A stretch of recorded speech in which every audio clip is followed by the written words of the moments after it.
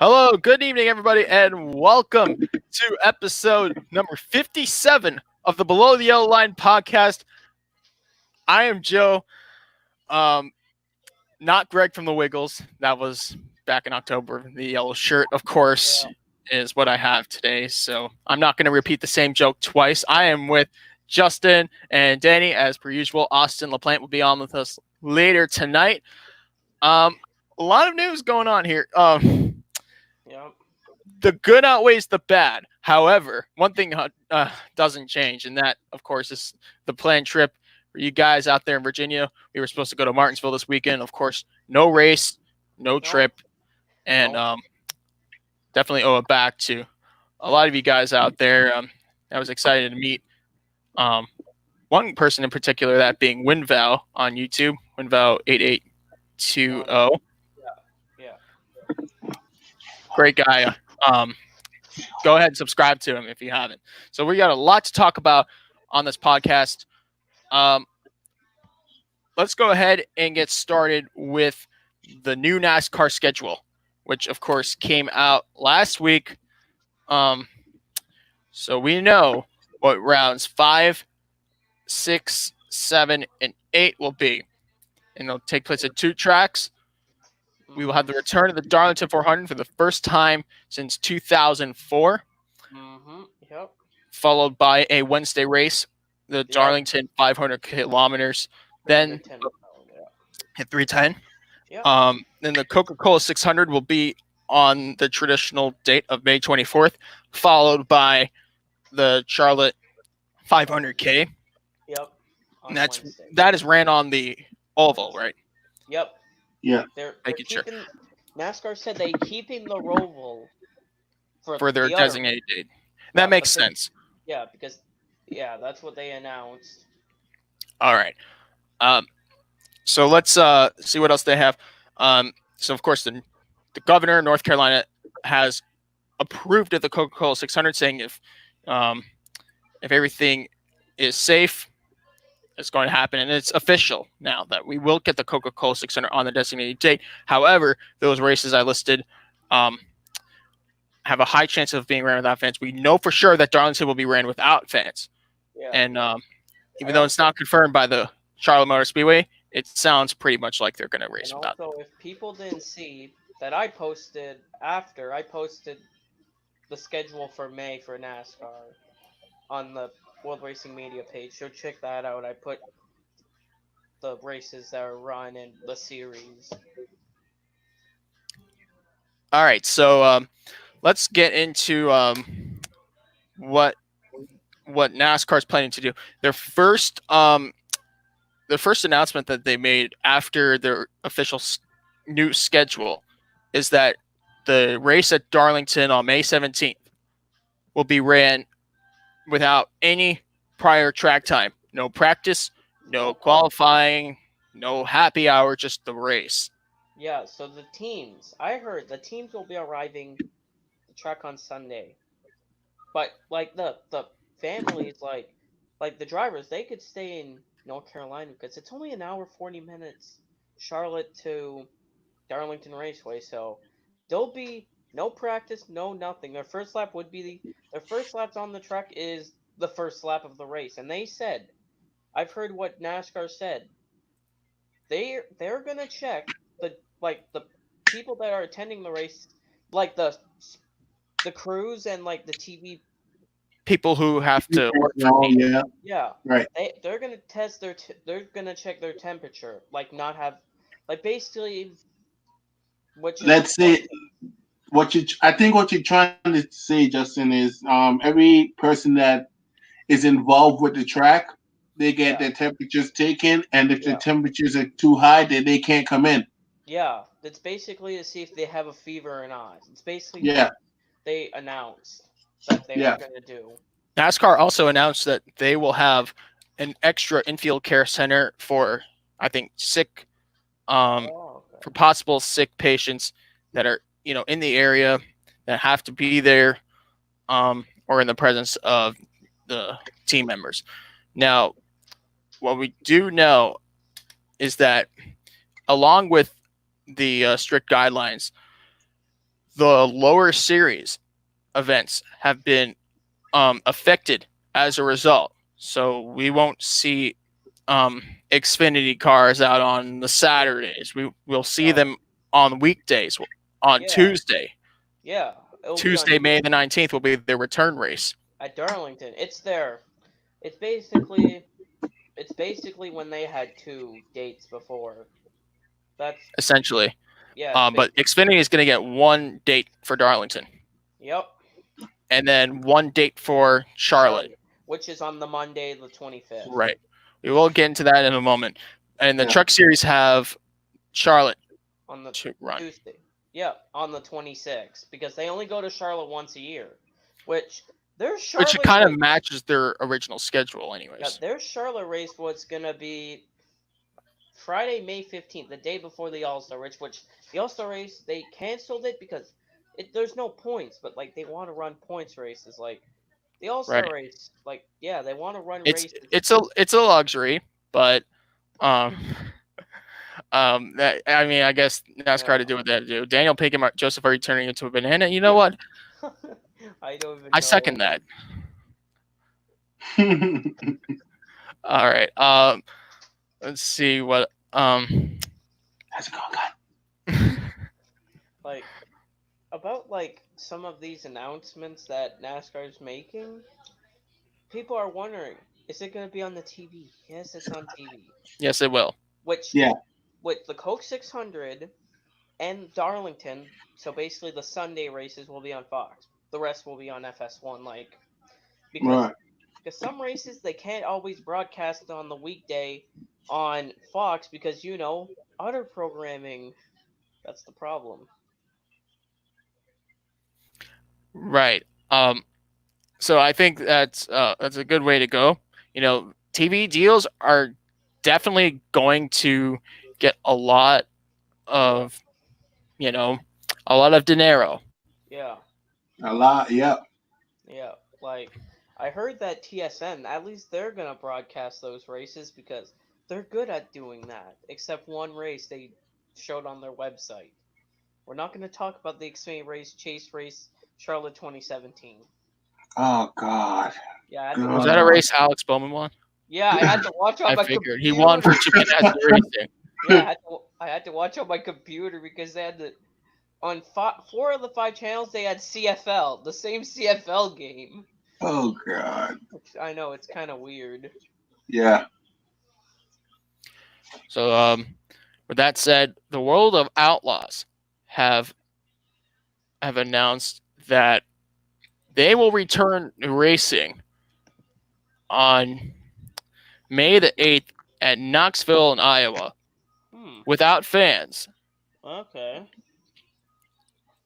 But the thing is, Joseph, you were telling me earlier that they might have pushed it back to June or something like that. There are rumors saying that it could be put off, but more likely than not, that World of Outlaws are positive in making this happen. There'll be no fans. It's just a race for $10,000 in winnings with the NOS Energy Drink Sprint Car Series. That would be a very interesting thing to see. But the main question is who's going to be streaming it?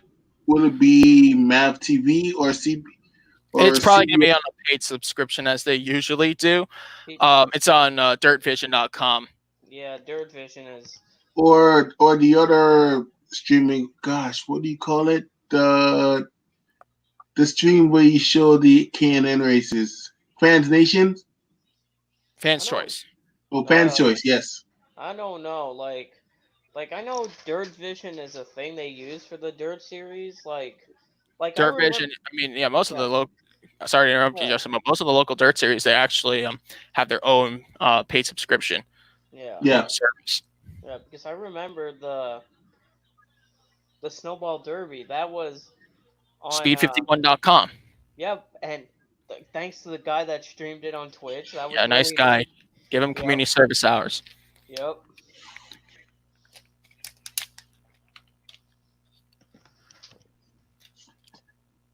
Okay. So now, along with the World of Outlaws and NASCAR, which of course they are gearing towards their returns, IMSA might be the first sports car racing league to come back. Yeah. Now, they're a little bit different from racing that we see on ovals in America, because obviously teams are more closer to each other. Like, if you look at sports car racing, you have teams based all around the globe, everywhere.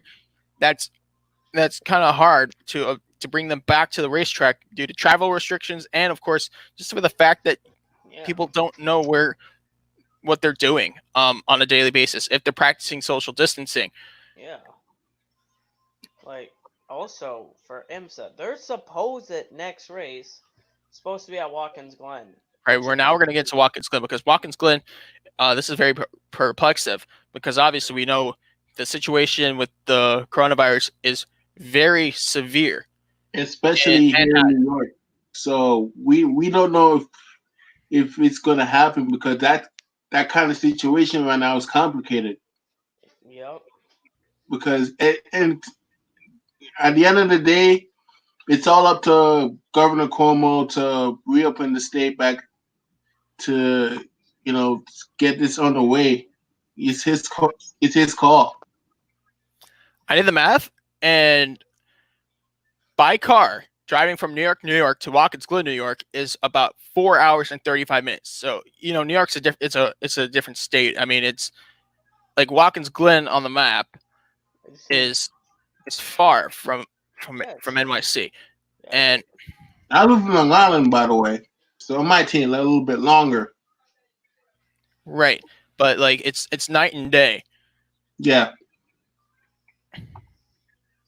yeah. Like, there's some places that it's far away, and like we don't know every state's situation because we just don't know. Like sometimes the the numbers go up, sometimes like it just depends of what people are doing. Because like in my area, which this is interesting, in where I live, we had 118 cases.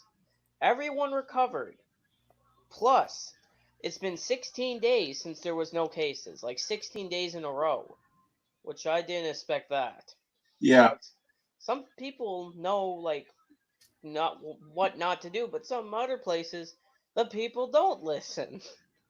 Right. Well, in my state of Florida, there are by looking at Google, the easy way, there's about 35,000 cases of Yeah, the confirmed COVID-19. yeah. However, the death rates is um at around over 1,000, three Oh, hundred sixty-four. So I'm just looking there, and if you look, of course, in New York, you know that New York is highly populated. Um, so it's gonna look a lot worse over there. There are over 313,000 confirmed cases, by doing a Google search, Yeah, and it's really almost bad out here. 20,000 deaths right now. There are like 18,000 like from the search result that I have. like I'm looking here. Like let me. I'm just checking this. Like and Beast mode. It's been a long time. Yeah, how's it going, Beast mode? And Tammy, we can't hear Justin. Well, I can clearly hear him fine. okay, I'll tell you. New Brunswick, 118 confirmed, 118 recovered, 0 deaths. But in the Nova Scotia, which is not too far, clearly underneath New Brunswick, 985 confirmed cases, 638 recovered, 38 deaths. Yeah, like there's some places that like plus like in my air I guess in Massachusetts they announced today that they're going to start giving out fines of $300 for people that are not social distancing. Uh where I lived in Nova Scotia, the fines were about $1,500, and in one weekend, the police gave 100 tickets to 100 different people in one weekend. That's not. Wow. Yeah, that's why they All have right. to So know. looking at research, of course, population of New York is almost 9 million. But if you look at the population of Watkins Glen, New York, Um, just under 2,000 from a report doing a Yeah. Google search. It says as of 2018. So Yeah, like there's some let's place. think about it. It's kind of secluded. We know they they profit off of these races. Yep. So I think IMSA is in a good direction right now. Yeah. There is time. The main problem for them, and it's kind of like the main problem in Formula One and all forms of racing, really outside of NASCAR and dirt tracks, Yeah. dirt teams. Yeah. Sports car racing is always a revolving door for different kinds of teams and drivers. Where are all those drivers from? Worldwide. Those Yep. teams are based. They're not just based in near Daytona Beach, Florida, or No. near you know Indianapolis or Yeah. Charlotte. They're based in different places around the globe here. Yeah. We have teams that run in all of the major sports car um, series, such as Asian Le Mans, European Le Mans, of course, the WEC. They're Yeah. based in areas where travel restrictions may be present. And how would that be fair to have to have teams face a disadvantage for something they can't control?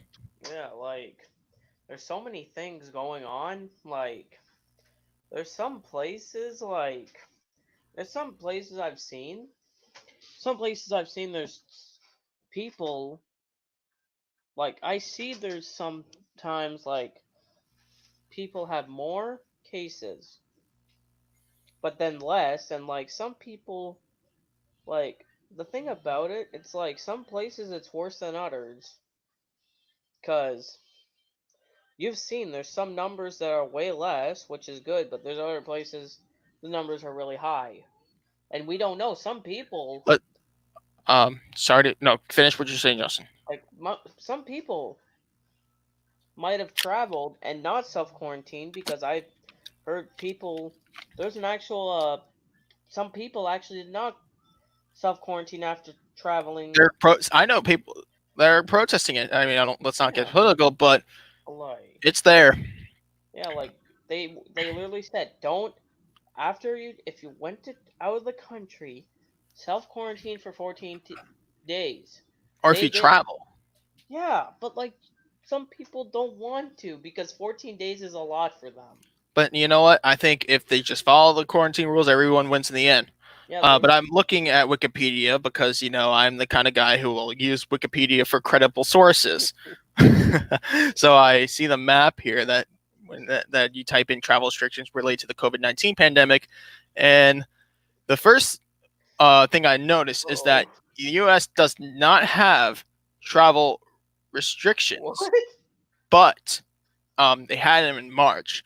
Okay, But let me. countries such as Canada, the majority of Europe, Oh, Russia, China, oh, Australia, oh, um, pretty much all of South America. I'm looking at the map. I don't see oh, a single gray oh, country there. They're all red. Red means current ban on foreign travels. Blue means former ban. A few islands there in Latin yeah, America. But I'm looking right now, and how would that be fair? You know, and it's not just IMSA, but I know I think IndyCar could get away with this because I don't think they have any international teams right now. But of course, the international drivers is the concern, yeah, and we don't know where they are right now. A lot of people have been misplaced yeah. because of this. But there's only two drivers I know where they are right now.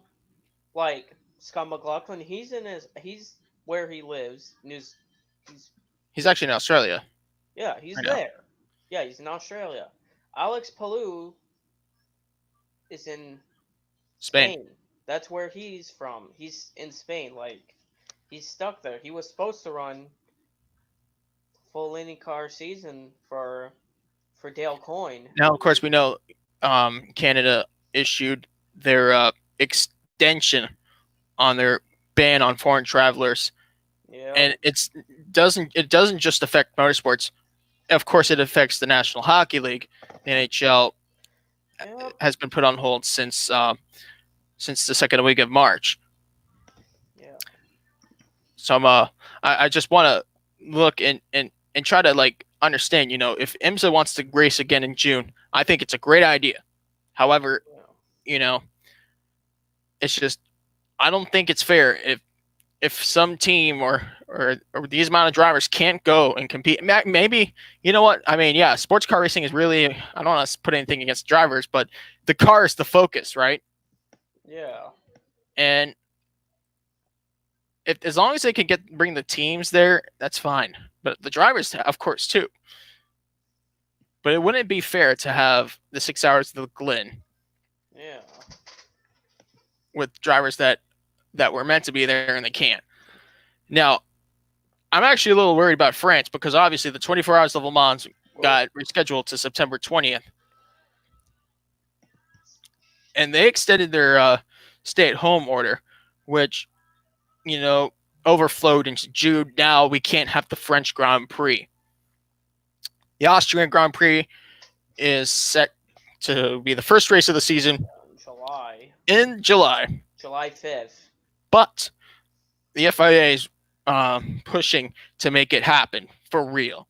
Now, Formula One, in my opinion, I think is the sole worst affected racing organization by this virus because they're global. They go one race, one country, supposed to happen 22 times a year. Obviously, they got affected just before their season was set to begin in Australia. Very similar. Yeah, before you go any further, I honestly think that the sanctioning body is like really hurt more than the actual league itself because there's the one that called the shots on every major racing league in that they have sanction into, like for example, like Formula One or WRC or World Endurance Championships or whichever the case may be. So they're the ones that are really hurt right now in terms of traveling and logistics and the time that they have to get these things organized. Now we've seen dirt tracks coming back. Of course, that's a step. That's a step. NASCAR, you know, as far as I'm concerned, all their drivers, no matter where they come from, they live around the Charlotte, North Carolina region. So that's perfect. All the teams in the Cup Series currently in 2020 are based in that region. So there's absolutely every reason in the world for NASCAR to go back going. But, IndyCar might be next in line. Yeah. Of course, dirt track racing was the first to get back. Yeah. There's like IndyCar said, their supposed next race, Texas on June 6th. That's their supposed next date. Because they were gonna this weekend would have been the Indy Grand Prix. Yeah. And then after that the Indy 500. Then after that they would have been racing at Detroit on the 30th of May. May 30th and 31st. That's not gonna happen. And also, and their next supposed race is June 6th at Texas. So we'll see. Because I don't know how bad. I don't know what's going on in Texas right now. We don't have the news about Texas because. Yeah, I don't know what's going on in Texas right now. Texas, well, remember, Eddie Gossage has offered to hold a NASCAR race without fans. Yeah, like Eddie Gossage, like, at first he didn't want to do it, but he decided to do it. Like, remember, he said, no, we want fans. He refused at first, and now But that was his initial response. I think most track owners could agree. Yeah, like, and then he decided that he would do it without fans, like, because there's some tracks, like Texas would have raced already, and they would have raced in March. Remember NASCAR at first? They were just gonna do it without fans, but then of course with all the knee-jerk reactions going on, they had to but then they join said the party. Then they said for 2 weeks. Remember they said they gonna try in 2 weeks after So that was Texas initially, but they couldn't. So Right. Texas was supposed to be March. Yeah, in March 29th would have been Texas. But So right now we are sitting for IndyCar. There's currently a 15 round season yeah, as we speak yeah, on May 4th. Now, yep, of course, that could easily change, and yeah, don't be surprised if it does. I because think there's a great chance for a race to happen at Texas this June. yeah, But of course, the main issue is the drivers. yeah, according to in that Texas race that the Genesis 600 at Texas would take place in a month and 2 days from now, Saturday, June 6th. Which before this happened, it would have been at the same weekend as the second truck race. Because remember, the truck race is no more in June and November. Then it's June, March and June. So the truck race, standalone race, would have been at the same time if it would have this situation would not Right, happen. and now we have to go back to the truck series here because they have a scheduled um, date with IndyCar. So whatever really IndyCar does is probably what NASCAR is going to do. Um, if they share a weekend. Yeah, like also some of these schedules I've been looking at schedules other than the IndyCar series, the little Indy series, the Indy road Lights, Indy Lights, the Star USA Mazda, those 200. guys. Oh, their next race is supposed to be 3 races. They do 3 races in a weekend, but it's at the same track, Road America. That's their next race, supposedly. There's some places that they're supposed to be racing at, yeah, they were supposed to be racing at. They were supposed to start at St. Petersburg and do other races like that. But their next race is all the way June 19th to 21st at Road America.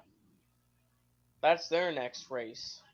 Right, and I'm just looking around here because I think with those guys, the majority of the NTT IndyCar series are Americans. The majority of Yeah, the drivers, full time plus part time. But yeah, you don't have to yeah, look far to see that almost yeah, half of the roster are international drivers here. yeah. You have the full time drivers you have that We're are not going from to list them all here, Justin. I mean, I no think some that's the point. yeah Scott Dixon, other people like that. They're not from the United States. They're from other places. Okay, so I think we got to the point here, but let's now get into this next topic here: midweek races and NASCAR. Will it be worth it I having feel racing during the middle of the week to make up events, I feel repeat like races at the same track? Let's talk about it. it is one reason. People think it's gonna be in the afternoon. No, it's during the night. So people that work don't have to there's some people that work because they have to, but some people the thing about it with midweek races, they're not early in the day. They're in the evening hours, basically 7:30 Eastern. Prime So time gets more views. yeah, but it's not on big network, but it's cable network because there's some like Fox, they air their programming at night, local news, other programming, but it's still really good. The midweek race is the thing. This is with these midweek races. I just realized this is the only sport that's live because the other channels it's just re-airs and it when there's a live event like those IndyCar races. Do you want to know what Sportsnet had to do? Live presentation. They had to put that to not confuse fans. But with live NASCAR, it gives some the channel views because some people don't want to watch old football games. And it gives. I Other think things. new fans are going to have Yeah, another, or not new fans. Oh yes, but um, racing will finally have a new opportunity Yeah. another opportunity to bring in new fans to introduce Yeah. themselves because they are on the spotlight now. NASCAR is on the spotlight by Yeah. themselves, center Yeah. stage here.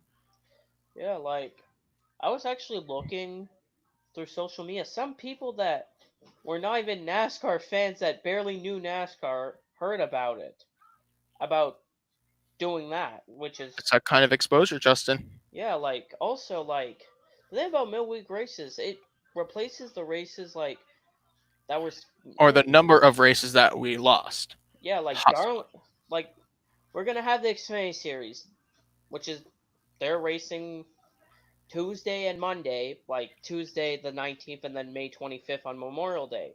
And then the trucks, they're racing Tuesday the 26th at Charlotte. So they were going to race on the 15th. And also, I just saw about all these things happening. I was looking at some of these schedules. It's like prime time, which is a good thing because it brings a lot of views. We've seen 2012 Daytona 500, that's an example. It was on big network Fox in prime time, which was the first on a Monday, which was really good for Yeah, the 2012 Daytona 500. which that race was That was that's a whole episode on its own to talk about. yeah yeah yeah, and also I mean, we did have a Monday Night Daytona 500 this year. yeah, it started at 4 Eastern. True, Somebody wanted to start at noon, but I'm like, some people are working. That's the thing. true, and it's the Daytona 500. You don't want to get everyone to watch it, and we Yeah, had the race. yeah, and we saw what that happened. But like, oh, and also like, it's some people were kind of complaining about not being not just on cable network. I'm like, they not all That stations that that doesn't that has nothing like that has nothing to do with the yeah. actual. It's not like it's not NASCAR's idea. It's Fox and FS1. They just Fox Sports decides what network they want to broadcast on. Like the Coke 600 obviously is on Fox, and the Darlington Cup race on Sunday. The rest is FS1, which some people sometimes stream it. Some people stream it, or but like I was also looking through some things on I was looking through some fans. They're not happy. Some fans are not happy because they want to be able to go to the NASCAR races, but during this situation you can't do that. But like I was looking through everything. I was just looking through some different people on different social medias.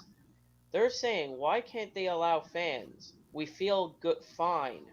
I'm like, do you just realize you say, I feel fine, I could go to a track, but like, It's asymptomatic. yeah, and also, like, it's kind of hard to like, if people are saying, oh, Asymptomatic means yeah, that you may have it without even noticing yeah, that like, you that you have the virus.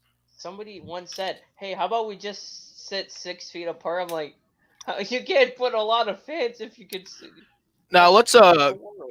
talk about Indianapolis here because they did issue a statement aligning with the governor that they want the July 4th weekend, which now has NASCAR and IndyCar planned, the Indy Grand Oh Prix yeah, yep. for, of course, the IndyCar series and the NASCAR inaugural Grand Prix race for the Xfinity series and um, in the Brickyard 400 for the first time on the 4th of July weekend, yeah, which is a very big change for NASCAR because usually the 4th of July would be spent at Daytona for the 400-mile race, which is now yeah, supposedly going to be in August.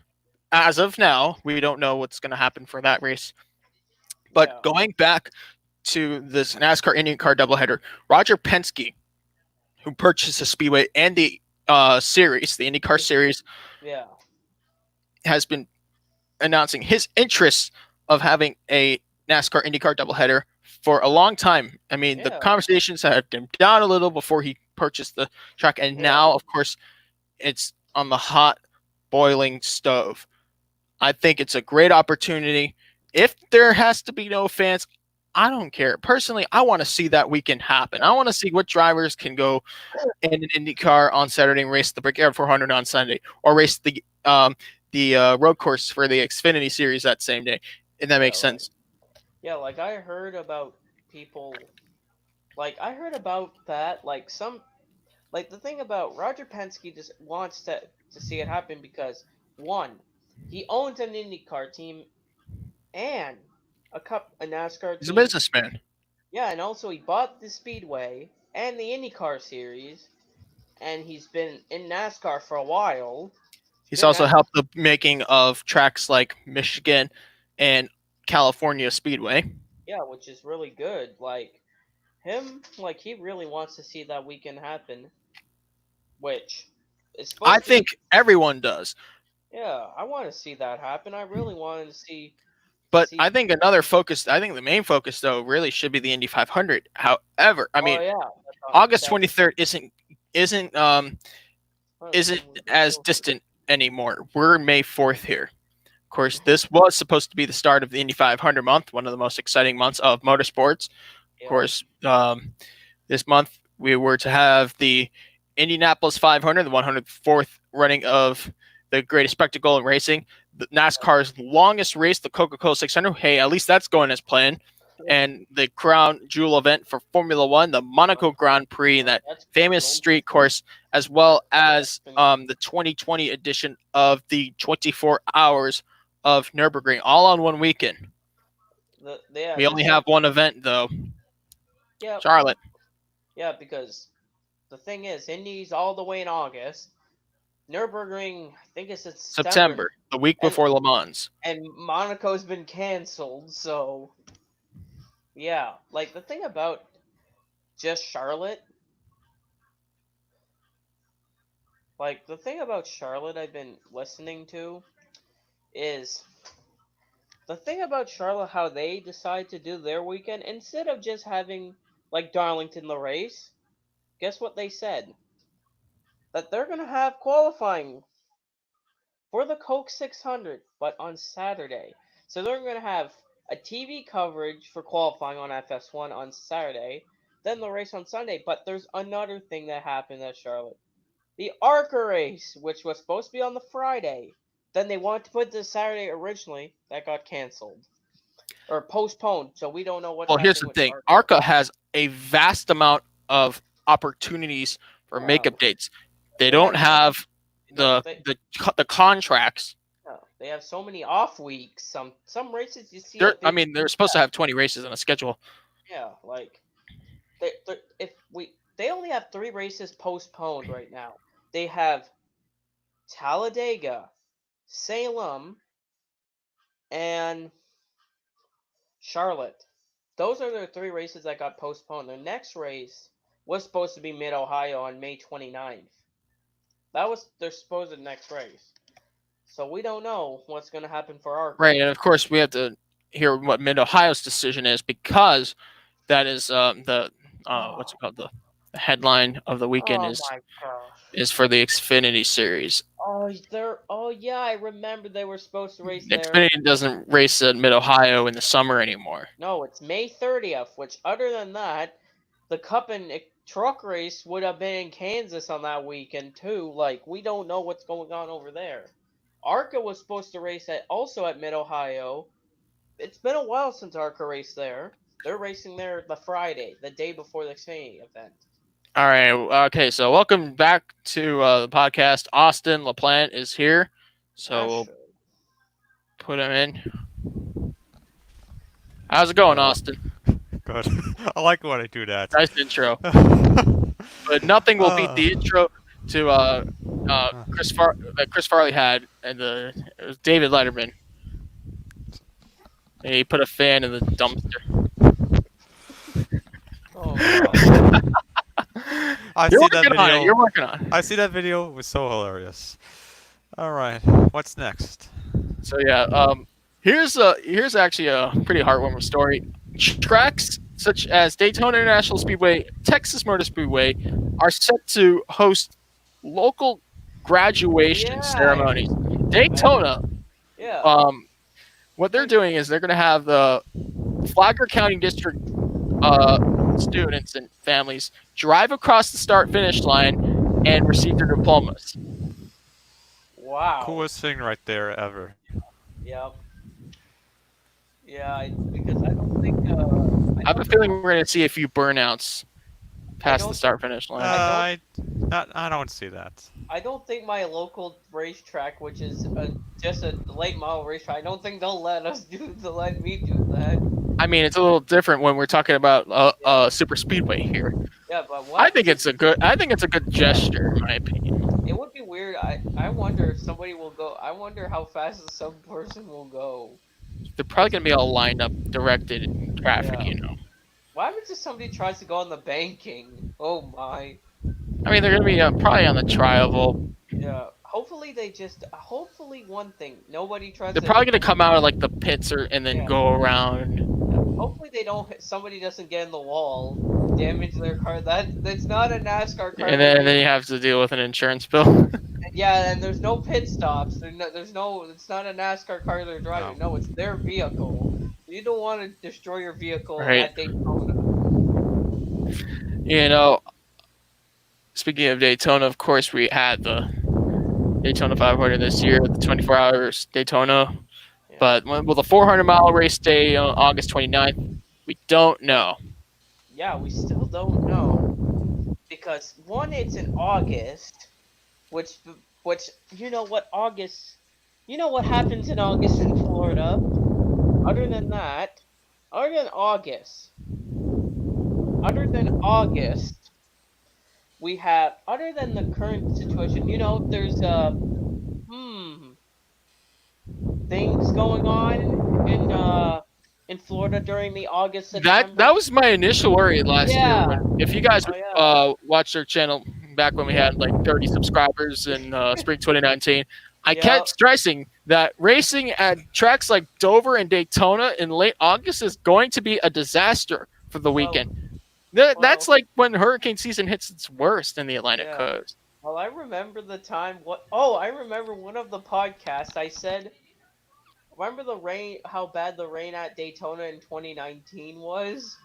At the this was we did. We're talking about the rain at another podcast. So I said that we should race with ice tires, which I don't think there's gonna be a 24-hour race with ice tires. I don't even know how that would work out. Somebody actually once said, "How about the Rolex? If there's rain, so much rain, just put ice tires during the Rolex Marathon." I'm like, that's not gonna work. I don't even know how that's gonna go if they put ice tires on. But like the thing about Daytona, we don't know when it's gonna be because this different races are getting moved.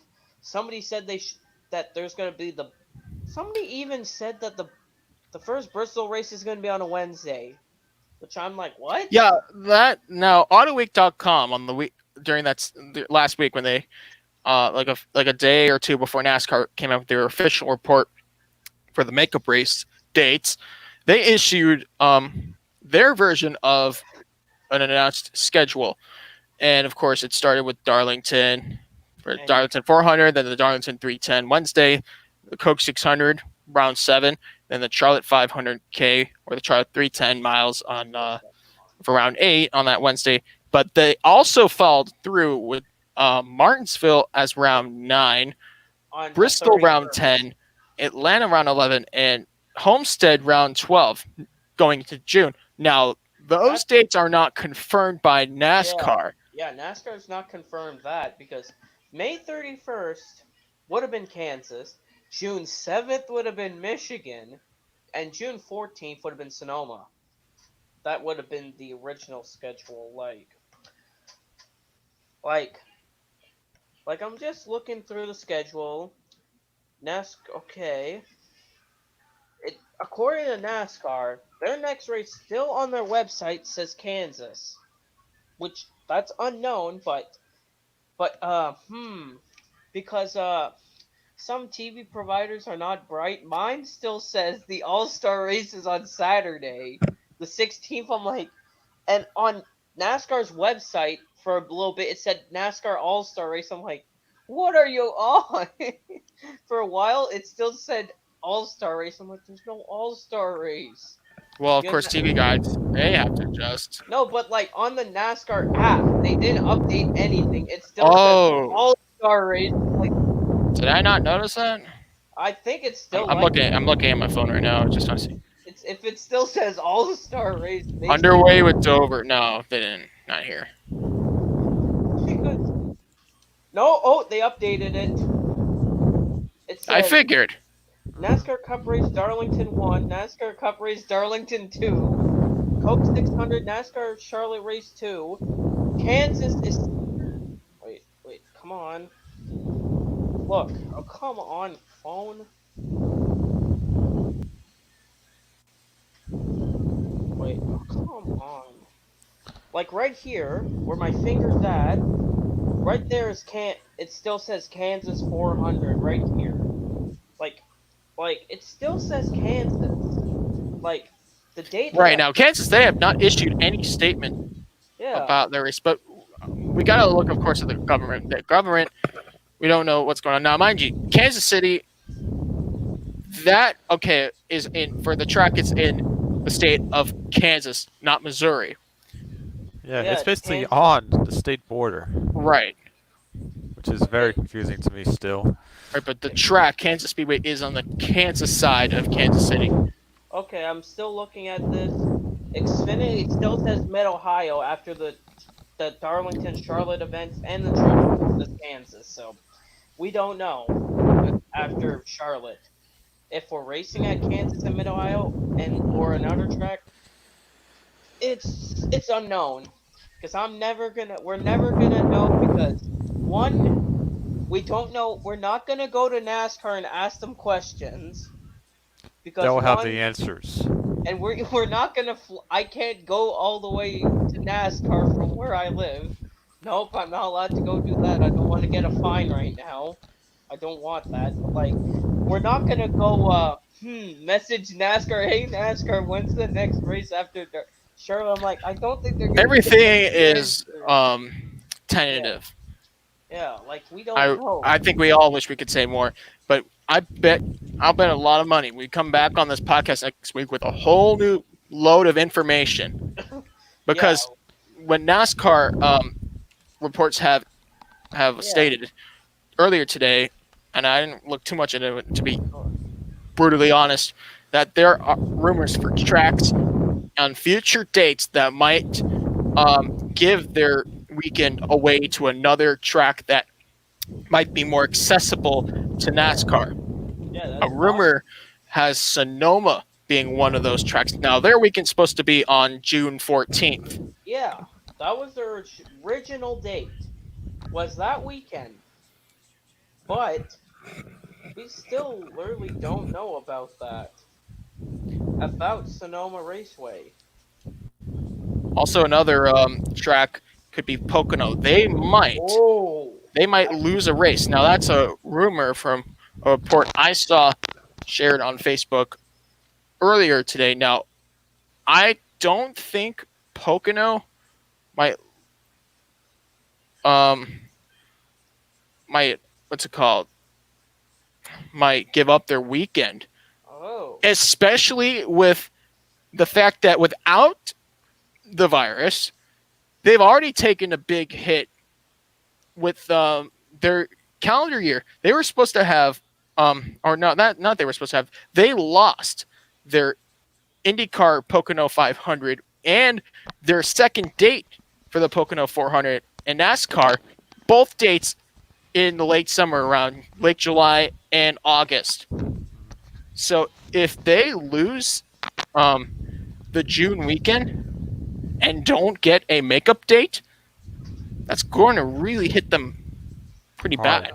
yeah, like I'm just looking through some of these things. Like people are saying about because if they get rid of one of the NASCAR races, IndyCar could race. I'm like, the thing is, IndyCar has no contract with Pocono, and also, And they need but their the thing, teams. but the thing just about Pocono is updating their catch fence. Remember, we've Right. had two crashes in the last 2 years in the catch fence, and the catch fence I could tell there's rust. That means It's had its years. Yeah. you have to replace it. You can't just keep it and think it's safe. Like you have to replace it at one point. And I think that was part of their plan by Yeah, having To those update 2 weekends off. yeah, yeah. They were And supposed to. everyone's in quarantine. Yeah, they were supposed to fix the fence, like because you don't want to keep a broken fence in case something else happens. Yeah, exactly. Especially when you race at high speeds. Yeah, Now, let's talk about what to expect for IndyCar. Now, of course, I mentioned early in the podcast they don't really have a clear plan. There are rumors saying Texas will go, yeah, but the thing is, travel restrictions. They have a lot of people from outside the yeah, country that may or may not be able to travel, depending on their, you know, respective situation. So that's going to seriously affect the flow of the 2020 season, just like F1. You know, NASCAR was a much easier situation. They're ready to get back on track. yeah. They're following a certain protocol that is easy for everybody to follow. All right, let's talk about some esports. We had some Yep. very interesting and controversial racing that happened online. Now, let's get started with what we saw on Saturday with the virtual first responder 175 at Oh yeah, Indianapolis Motor Speedway. It was the last race for the IndyCar iRacing yeah. For IndyCar, yeah. showcase, and Yep. I don't know let's what to just say about let's that. just talk about before the race even started. How big of these names were that missed the 33 race starting grid because it was essentially kind of like Indy 500 here. These drivers got bumped. Talk about these guys: Robert Wiggins, Kyle Busch, Spencer Pickett, Felipe Nasr, James Hinchcliffe, Kyle Cuzzer. All really good drivers having to sit out for this one. But like, And, yeah, like the thing about that, It's it's big. like some of these people, they had races like qualifying races, like exhibitions to see who was making where. But like they just, I guess they didn't have too much pace because people think, oh, the people that know Indianapolis Motor Speedway is gonna win here. No, that did not happen. So it was basically a big unknown what's gonna happen in that event. So right. So, of course, the race started. Scott McLaughlin on the pole. Buddy led 2 laps, and one of those being the most important lap, the last lap. Let's get into oh the my controversy. So god. it started. I mean, I had to watch a little bit. Again, I don't remember where lap by lap what happened, but Simon Pagenaud was racing in the lead for a good while. It was a 70 lap race, so he was leading around um, 4 laps until lap 61 when he had an Yep. incident, fell back a few laps, and completely took out leader Lando Norris, the McLaren, just hit him off turn 4. Yep. And then and it was a good fight between the 3 McLarens, Yeah. The Askew Lando. and Pato Award. Yeah. But the thing I heard about what happened, you know why And Pagenaud then, got a couple laps yeah, just down? Oh, Graham Rahal was in the middle. Lando pushed up into Rahal into Pagenaud, taking out Pagenaud. He oh, pushed so up into Pasno Rahal. had But he also had the not, payback. but also Pagenaud was pitting. He had damage. He was paying for the damage repair.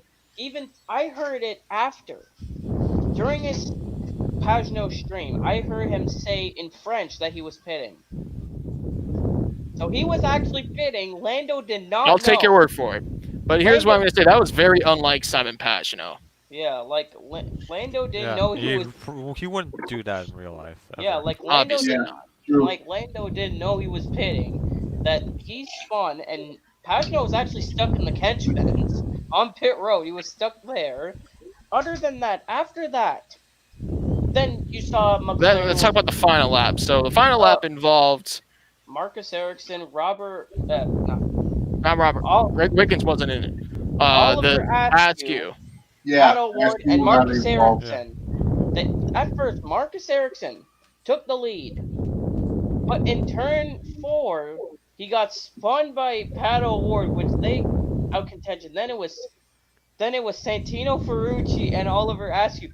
But right before the line, Ferrucci Ferrucci just went right down to Oliver Askew, taking both of them into the wall, allowing the clear track for Scott McLaughlin to win the race. Yes.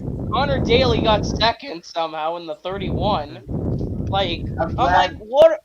what are you doing, Santino? And I'm like, glad And McLaughlin you know won. what? There Yeah, are I a was lot of completely comments. dumbfounded after seeing that. There are a lot of comments talking about Santino Ferrucci and his personality, and of course, we have clearly seen the opposite side of Santino Ferrucci, that he is working as really hard to clean up.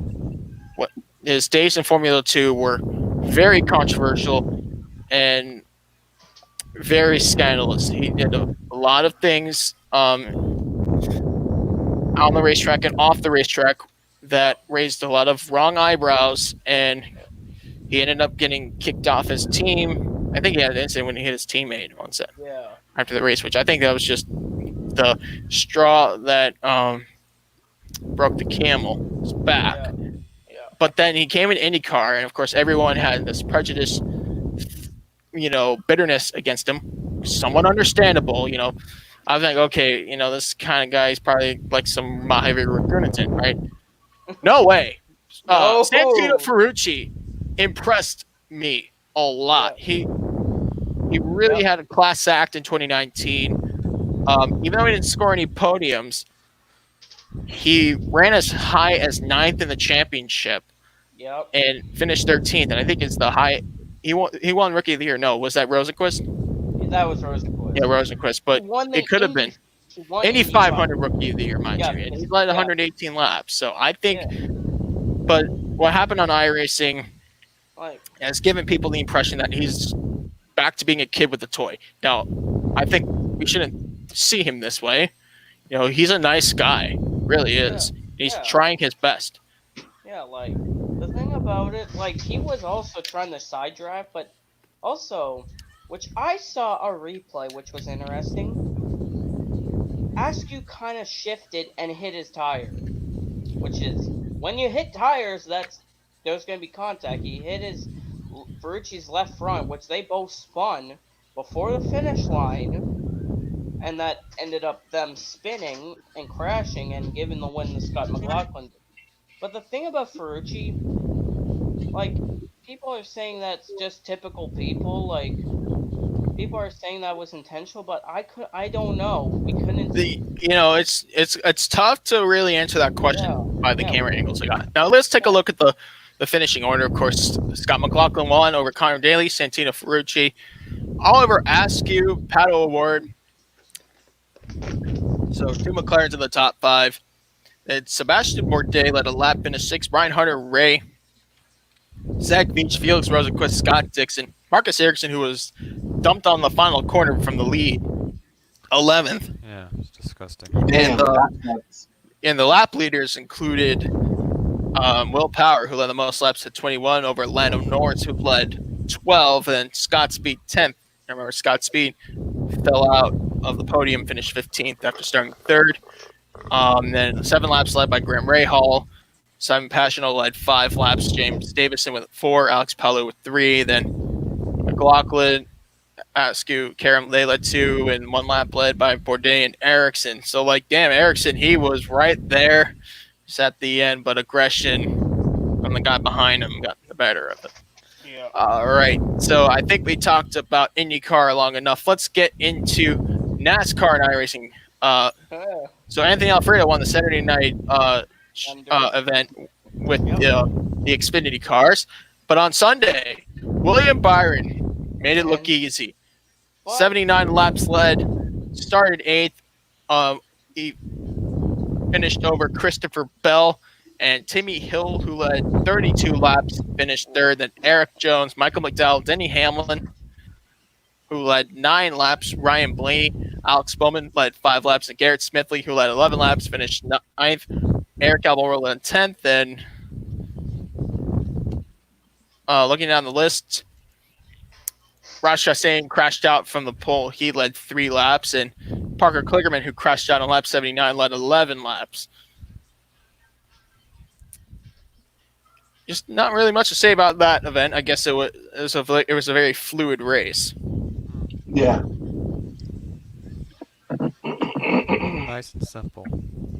Like, the thing about it also, which was interesting, people were wondering. People are still wondering. I've been looking at this on Facebook, like everywhere on social media. On the social medias, people think William Byron has the better average finish. That's not true. His average finish is 8.33. Do you want to know what Timmy Hill's average finish? Like a 3 5 something. 3.83. No, well, it was a little lower than I thought. Like, Or the higher. thing about Timmy Hill, his worst finish is 11th at Talladega. He has a win. He has two second place. He has 2 third place finishes, a second, a first, and an 11th place finish. But Byron Homestead, remember, he finished 34th. That's one reason. He didn't have the good race at Homestead. He finished 34th in the back of the field. But the All thing right. that's one reason. And also for people, also this week, the final Wednesday night iRacing event is on Wednesday, 7 Eastern. Also, there's a new Indy Lights iRacing series until their test session at Mid Ohio in June. They're supposed to have a test session then. That's also on Wednesday. Also, North Wilkesboro for the eNASCAR Pro Invitational Series on Saturday on Fox and FS1. And Fox Boston is showing it for once. They're actually doing something right. And on Saturday night, we have the final Saturday Night Thunder from Martinsville. And then we'll be back to actual racing. And not, people stop saying video game. It's not a video game. It's a racing simulator. There's a difference from a racing game and a racing simulator. Let's talk about one last esports event. That was the virtual Grand Prix of Brazil, Formula One on F1 2020. No, F1 2019. F1 2019, my bad. F1 Alex 2020 Albon had a great duel with Charles Leclerc. Yeah. Leclerc looked like he was going to go win another one. No, he had to put up with Albon. with the bullet of Alexander Albon. I mean, it reminded me of kind of like how Pierre Gasly got that podium in the real race last year. All right, we got a question. Judson, of course. Justin always supplies us with great questions. What are your top 5 current Cup teams? So, top 5 current Cup teams as a performance, power rankings, drivers. I think going down. I think number 1 is a fairly easy answer. I don't know. Joe Gibbs Racing. I don't Number know. 2 would be Penske. No. For me, no. I think Penske because they have 3 stable performing drivers. Yeah, but they only have 2 wins. 2 wins. We're only in 4 races. Yeah, but hey, Joe Gibbs has a win and Hendrick Motorsports has a win. Hendrick, Penske, Gibbs, They're the Stuart only... Haas Racing, and what's a one other good one?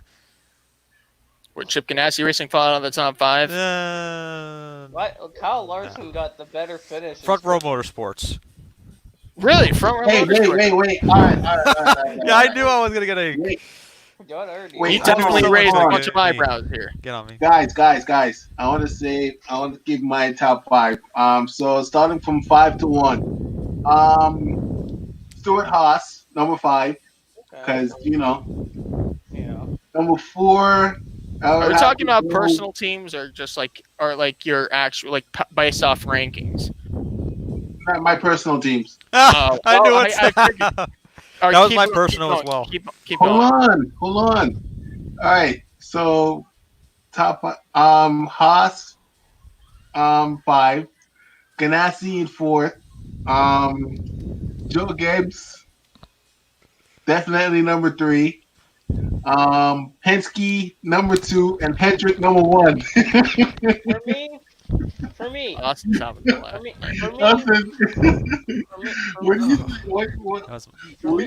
Austin is definitely excited. For me, number 5 is Haas. 4 is Gibbs, for some reason. Ganassi 3. Hendrick 2. Penske is 1. Oh, are you talking about personal favorites? No, I'm actually serious. The thing about there's like the thing about Gibbs, there's some races they're not consistent. One Martin Truex Jr. has no top tens yet. I think his best finish is in the Again, 16th. Yeah, only 4 races. exactly. And But I don't care if 16th, it was the beginning of the season until it's March. 16th. Still has Like the new crew chief. yeah, like 16th. His other finishes are in the 30s. Yeah, he's basically crap now. Yeah, Makes like me that's happy. like the thing he needs like really. But like Hendrick Motorsports. People say that Chase Elliott's still the better driver. I'm like, I don't know. There's some races he's done good. Auto Club, he was not doing that good. He was just running back half of the top 10 all the race long. Like, there's some races Chase is good. Some other races, I like the stability from Chase Elliott. like Las Vegas was a good race. Like, he led 70 laps until a tire cut down. Phoenix, he was up there. The thing was, Daytona, he crashed out. Auto Club, he was not doing anything. Like, But he Elliott was, could have had a good finish at Daytona. yeah, he In got reality, he could have had all but one top 10. like this other drivers that also could have had a good finish at Daytona, but they got into an accident. Right, well, that's restricted plate racing for you. And there's some it was so funny. What remember the what happened at Daytona with Brad saying he doesn't remember what Brad said about Joey blocking? Brad got blocked by Almirola Save that and for silly season. he turns Almirola, and then they all crash on the back straight. I'm like, yeah, you don't like blocking, but you then dump someone and cause the big one. Which I remember seeing that big one. I was not too happy because Alex Bowman could have missed it until Almirola turned down back in front of the field. But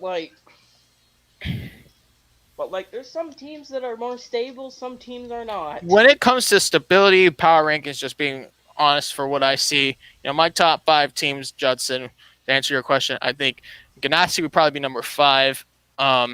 Then I would have to say Stuart Haas Racing would be number 4. Because really, if you think about it, Kevin Harvick is the only stable driver that has a past history of success with the team.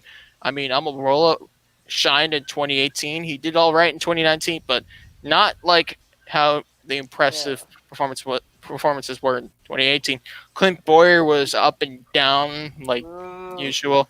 Clint Boyer is the kind of driver to have like a few seasons, but then he'll really shine on one year and even have a chance at a title. And then, of course, we had the rookie Cole Custer, so I guess I have Stuart Haas Racing in there number 4. Now, obviously, for Chip Ganassi Racing number 5 is a 2-car team with a new driver, but 2 very experienced former champions behind the wheel. Do not be surprised to see them in the front. But up to number 3, we skipped 2 spots. I would definitely have Hendrick Motorsports because Hendrick Motorsports, they're stepping up the game. Chase Elliott is not the only top driver for that team like they were at the start of 2019. It's now Elliott plus Alex Bowman and William Byron. William Byron is stepping up the game, and Jimmy Johnson, who has been struggling since the 7th championship, is getting back up top again for that last season. Number 2, of course, would be Team Penske. I think Team Penske is great, although the rumors talking about Brad Keselowski possibly leaving that 2-car and going elsewhere, possibly to Hendrick Motorsports. Who knows? They're rumors, but we do know it's a contract year for Keselowski. He's a former champion, just like Joey Logano, former champion, Daytona 500 champ. They're performing well. Logano already 2 wins in the bag. And Ryan Blaney, who is very consistent, who could have won at Daytona and Las Vegas. Yeah, but the caution. Right, but here's what I'm trying to tell you. That's just by my power rankings. But then number 1, of course, be Joe Gibbs Racing. Toyotas are just the Toyota team in NASCAR, the system that they have, it's one top team. Michael Waltrip Racing, Furniture Row Racing is in the past. Now it's just Joe Gibbs and some of the field fillers. But if you really look at it, they have 4 stable drivers, all in their primes. Eric Jones is very good. He may only have 2 Cup Series wins on Crown Jewel races, but I think his consistency is going to win everyone over one day. But right now, like the thing I'm just looking at, just curious, see how Gibbs is. He is still 21st in points with 1 top 10, but only 4 races have been done. Right now, you have Kyle Busch is 12, the highest Gibbs driver that won the 500. Hamlin's down to 11th in points, and then you have Truex winning 16th. But I think Kyle Busch, who is defending his championship, has a great shot to bring him back up there. Now, Denny Hamlin, of course, we know he's going to be working twice as hard. He has won 3 Daytona 500s, including the last 2 years, and still has not won that championship. It's hanging like low-hanging fruit, I'd say. It is low-hanging fruit for Denny Hamlin. He could have won a title. Like, I'm just looking at some of these people, like Martin Truex Jr.'s best finish is 14th. Other than that, he's finished 20th or 32nd. He has 2 32nd place finishes, a 10. I know. He was involved in incidents, though. Yeah, but 20th at 32nd Daytona, correct. But 20th at Vegas, I know he blew a tire, but I remember there was a race that he blew a tire. He rebounded to be up there, but Las Vegas, he finished 20th. Then he got his best finish of 14th at Auto Club, but then another 32nd. Like Martin Truex Jr., one thing when the season resumes, I feel like Martin Truex Jr. needs to do something. One thing is try not. He has to do something to make sure he's not inconsistent because. Well, he's got a new crew chief, of course, new chemistry, something he's not had since really going back to joining Furniture Row Racing in 2014. He's like new crew chief. Yeah.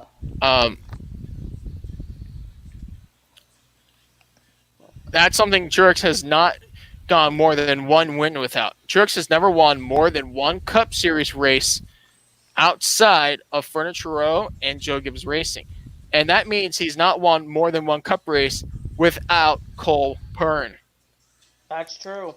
Because 2014, people say that was a good season, but I've seen Martin Truex Jr.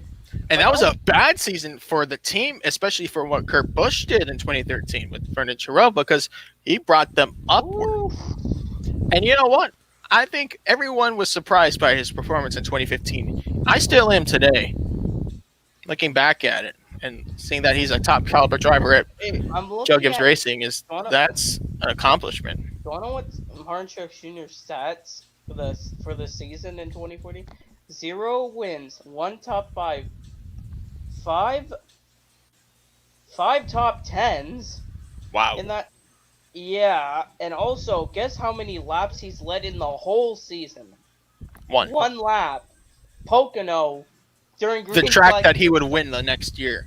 Yeah, some of his races, his best finish. The chemistry was bad. The transition didn't work in his favor.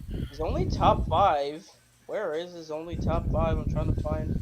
His only top 5 of the season came at Kansas. The second Kansas race getting a 4th place. Other than that, his season didn't start off well. Remember, he would have started second in the 500. Had issues. Backup car. Plus he blew in the final lap. In the duels. And then flipped. And he blew an engine during the 500, bringing the first caution on lap 32. That was really hard sinking to watch because, he worked so hard and watch it go down like that. Literally go down in smoke. But you know what? That's all behind him. 3 years later, champion. Yeah, that's what Not Giving It Up does, and that's a team I really miss. Is those guys at Furniture Row Racing, Denver Mattress, I'm literally looking like he started his first top 10 of the season came race 9 at Richmond, where he finished 10th. But some other races, like holy, like at Michigan, he finished 37th, 5 laps down. He had one, he like some of these races he was like, there's some races I see that he's crashed, but some races he's not crashed. Some races I'm looking at that he's running in the race like Bristol. He's he finished the race. The problem was he was running 20 of 4 laps down. Like when you're running, like Furniture Row is not the bottom. They were not slow like the backmarker teams, but running 4 laps down at Bristol's kind of Yeah, that like is definitely not good. That was an off night for sure. Okay, so I think we have covered everything that has happened. finish 24 points also. I was looking, and also Truex did finish 24th in the 2014 standings. I think he finished worse than Danica in points. I think that he Usually, might have. Danica Patrick would have finished in the back of the 20s. Well, I don't Do even your know. research, Justin. I mean, I know Danica Patrick had a pretty interesting 2014 season. Yeah. No, I mean, I'm not lying. She had a lot of top 10 runs, but either faltered through, the typical. I gotta say, 2013 was way better. No, never mind. Yeah, Danica because she's finished. small. Danica the finished Hooters are. 28, but I figured. wait. Oh my. She did worse than Casey Mears in points. Well, I Oh, mean, God. Germain Racing was a growing team for Cup. They had everything going for them in the truck series when they had the truck series, but The highest. Tony Stewart finished worse than Martin Truex Jr. in points. He finished 25th, but the highest rookie was Kyle Larson. He finished 17th in points. Yeah. But like Martin Truex Jr., that was his worst season, I could tell you. At What year? Row, 2014? Yeah. 2014. Oh yeah, that was horrible. Like I saw that 78 run in the top 10 5 times, and they got one top 5. Other than that, he let a lap and finished. Like he's finished in the back so many times in 2014. It's Yeah, like, that was. But look at what happened in 2015. It's like Yeah. night and day. Well, I think we've said what we said. Now this is a good stopping point for the Below the Yellow Line podcast, because next week we are going to preview the Darlington 400, the first race that NASCAR will have since March 8th, right? Yep, March Yeah. 8th So. at Phoenix. Yep, March 8th at Phoenix. It'll be Yep. round 5. We'll get into that. We'll talk about stats and everything that goes with the return race at Darlington. But for now, thank you guys for watching the Below the Yellow Line podcast. For my partners, Daniel Ford, Austin LaPlante, and Justin Hebert, I'm Joe Laney Pavlon signing off. We'll see you next week. Catch you guys in the flip.